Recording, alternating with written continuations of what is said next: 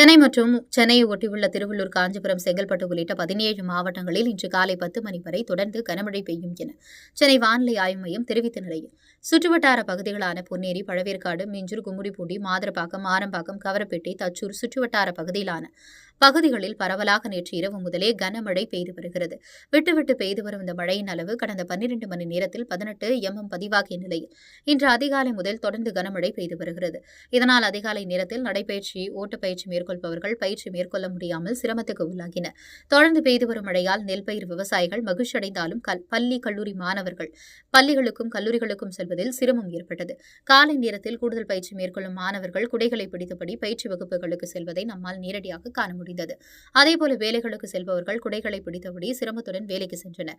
மேலும் மாநில மற்றும் தேசிய நெடுஞ்சாலையில் ஆங்காங்கே மழைநீர் தேங்கியதால் வாகன ஓட்டிகள் வாகனங்களை இயக்க முடியாமல் ஆங்காங்கே வாகனங்களை நிறுத்தி ஓய்வெடுத்து வருகின்றனர். காலை 10 மணி வரை கனமழைக்கு வாய்ப்பு உள்ளதாக வானிலை ஆய்வு மையம் தெரிவித்த நிலையில், பள்ளி, கல்லூரிகள் இயங்குமா அல்லது விடுமுறை வழங்கப்படுமா என்ற எதிர்பார்ப்பு பள்ளி, கல்லூரி மாணவர்கள் மத்தியில், பெற்றோர்கள் மத்தியிலும் எழுந்தது. உடனுக்குடன் செய்திகளை தெரிந்து கொள்ள தமிழ்நாடு 24 நியூஸ் சேனலை சப்ஸ்கிரைப் செய்யுங்கள். லைக், ஷேர் பண்ணுங்க. நன்றி.